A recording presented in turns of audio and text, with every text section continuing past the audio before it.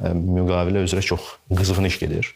Artıq axşam saatlarıdır və yekunlaşma üzrə işlər gedir. Səhərdən başlayıb çox saylı təmaslar dəyişir, prezident zəng edir, təlimatlarını verir, biz mətn üzərində çalışırıq.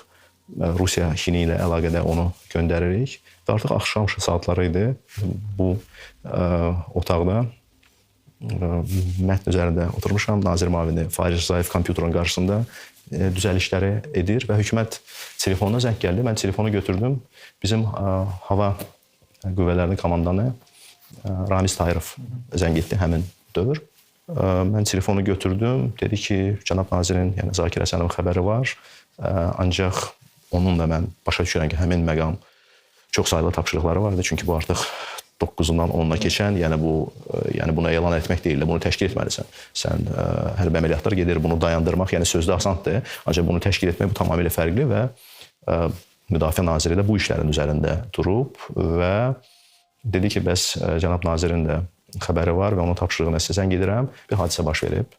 Nə hadisə? Bəs Naxçıvan istiqamətində uçan bir helikopter tərəfimizdən vurulub.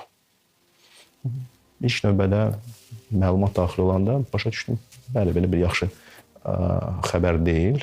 Ancaq müharibə gedir, hələ ki müharibə dayanmayıb, helikopter vurulub, prinsipi bu baş verən hadisədir.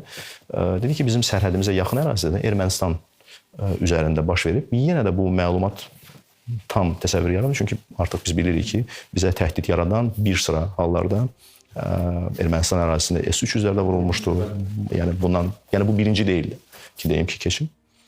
Məlumatlar yavaş-yavaş daxil olmağa başlayır ki, bəs helikopter Rusiya hərbi bazasına aiddir, Rusiya helikopteridir və pilotlar da Rusiya vətəndaşlarıdır. Təbii ki, bu problemdir. Bu ciddi bir məsələdir və bu məsələnin cənab prezidentə məruzə edilməsi.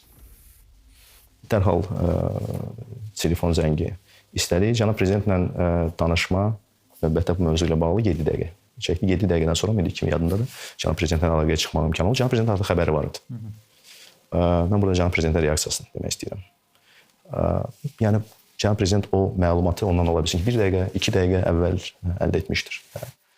Müxtəlif potensial fikirlər ola bilərdi. Hərbçilər tərəfindən də bunu araşdıraq, edək, tələsməyək və s. Cənab prezident dərhal dedi ki, bəli, xəbərim var. Siz bununla bağlı açıqlama hazırlayın və həmin açıqlama üstündən bir 30-40 dəqiqədən sonra çıxdı. Artıq bu hər yerdə var, hər kəs onu bilir. Açıqlamada olan tezislərin ardıcıllığı da cənab prezident tərəfindən deyilən həmin o ardıcıllığa uyğundur.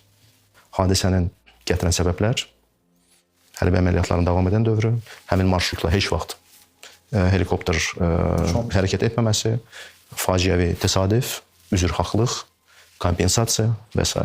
Biz bunu verəndə Rusiya tərəfindən heç bir məlumat getməmişdir ümumiyyətlə helikopterin vurulması. Heç xəbərlər yox. Ola bilsin ki, bazada xəbərləri vardı, ola bilsin ki, özləri araşdırılır, bazada təbii ki, xəbərləri vardı. Ancaq bir Rusiya mediasında ümumilikdə belə bir hadisənin baş verməsi ilə bağlı işin çıxmalı. Azərbaycan Xarici İşlər Nazirliyi, Azərbaycan Dövlət adından artıq bundan bağlı heç bir vaxt uzatmadan, heç bir əlavə, belə demək olarsa, oyun oynamadan məsələni izah etdi, üzrxahlığını da etdi, başsağlığı diləklərini bildirdi, kompensasiya hazırlığını da elan etdi. Yəni mən bunu nəyə görə qeyd etmək istəyirəm ki, bir tərəfdən bu həmin o günlərin tarixidir. Həm də Azərbaycanın davranışıdır.